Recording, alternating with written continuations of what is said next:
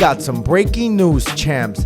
The highly anticipated mega showdown fight between Teofimo Lopez and Jaron Boots Ennis is now off. As we all know, Teofimo Lopez has been fighting at 140 and he wants to challenge Jaron Boots Ennis at 147, but Jaron Boots Ennis denied the offer.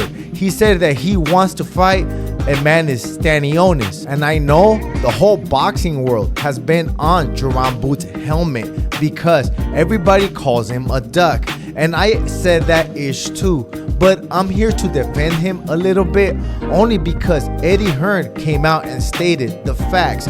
He said that the only reason he did not want to fight Virgil Ortiz was because he wanted unified at 147, and they gave him a deadline about a day or two, and he had to make a quick decision if he was gonna fight at 147 or at 154. So he made his decision and he wants to fight at 147. There are contradictions in this case about the stuff that Eddy Hearn said.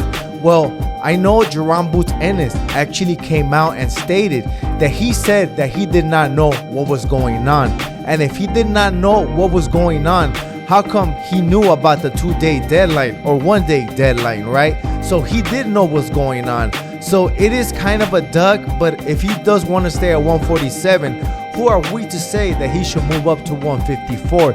If he's comfortable at 147 and he can still make it and he still feels strong and fights nothing but top competition, then that's good for him. Another contradiction is that Turkey Al-Sheikh actually came out and stated that the negotiations were going well and Jaron Boots Ennis was gonna get a $5 million guaranteed purse, and that is a lot of money. I believe that's the biggest bag that he was ever gonna get. And after a while, they stated that Jaron Boots Ennis just stopped answering the calls and he just stopped responding. So that is kind of a duck. So Teofimo, the takeover Lopez, actually comes out and tries to save the day.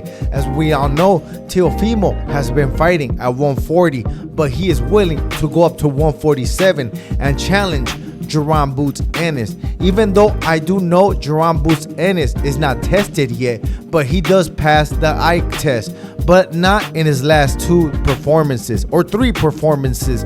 He did beat his opponents, but he looked more human. So Eddy, the Hitman Hearn, actually does an interview with Fight Hype, and he actually clarifies some stuff that was happening between Jaron Ennis and Teofimo Lopez. He says that he actually turned down the fight with Teofimo Lopez because he actually wants to unify the belts.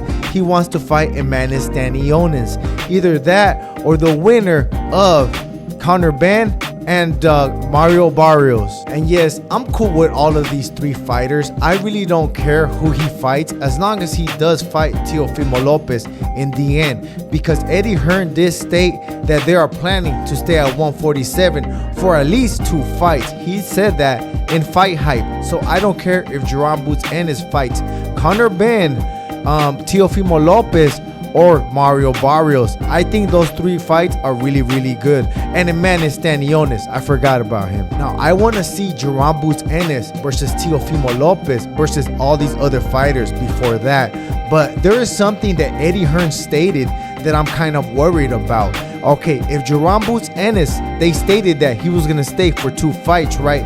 So that's with Mannys Ennis and the winner between Conor Benn and Mario Barrios. Now that is 2 fights. So what if Teofimo Lopez is waiting for his turn and Jaron Boots Ennis drops the belts and moves up to 154? So I believe that is a way of ducking. I mean, Jaron Boots Ennis is a good fighter. He at least passes the eye test against lower level fighters, but he needs to step his game up if he wants to be relevant in the boxing game. And he needs to fight somebody like Teofimo Lopez.